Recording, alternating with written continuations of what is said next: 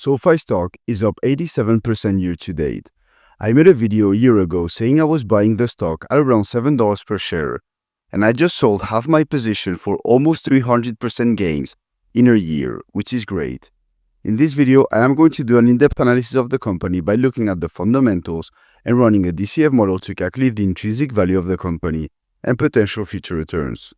SoFi is a company that has seen tremendous growth over the past 8 years, growing from $506 million to $3.2 billion today. And in their last earnings report, they increased revenue growth expectations from 30% to 36%. They also reported 50% growth in members and 52% growth in products. And analysts are still expecting a lot of revenue growth in the next few years, as they have SoFi reaching $3.6 billion this year and grow to $5.6 billion by 2027. Regarding profit, SoFi turned profitable last year, and they are currently making $640 million in net income.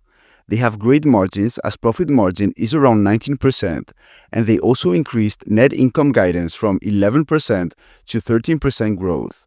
Analysts are expecting earnings per share to decrease slightly this year, but then grow to 84 cents per share by 2027.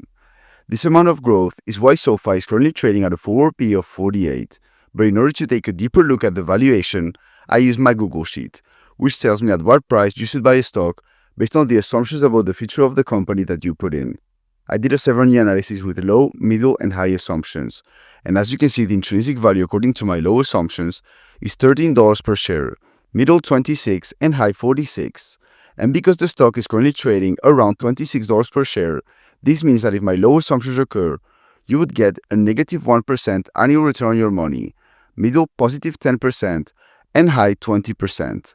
Now, as far as my assumptions, I assume SoFi grows revenue annually between 16 and 28% for the next 7 years, the average of profit margin and free cash flow margin between 14 and 22%, and I assigned the PM price to free cash flow at the end of the 7 years of 18, 20, and 22.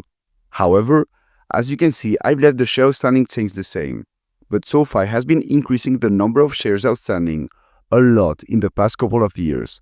This share dilution is horrible for investors because you own less of the company and share the profits with more people by doing nothing. In fact, if we go back to the spreadsheet and put our 10% annual return for intrinsic value, because that is the market average return, and we assume they issue 5% of their shares annually, the intrinsic value and future returns decrease substantially.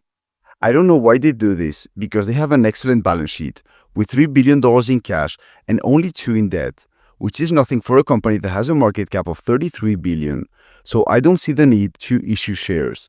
And in conclusion, I still have my position because the valuation has gotten a bit expensive.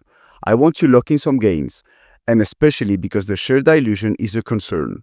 However, I am keeping the other half because I believe the company could still have a lot of room for growth, and if the stock drops to $10 per share, I will buy more. Lastly, if you want a discount on stockanalysis.com, the best place for stock data, grab my code in the description. I hope you found this video valuable. Let me know what you think about SoFi stock in the comments, and I'll see you in the next one.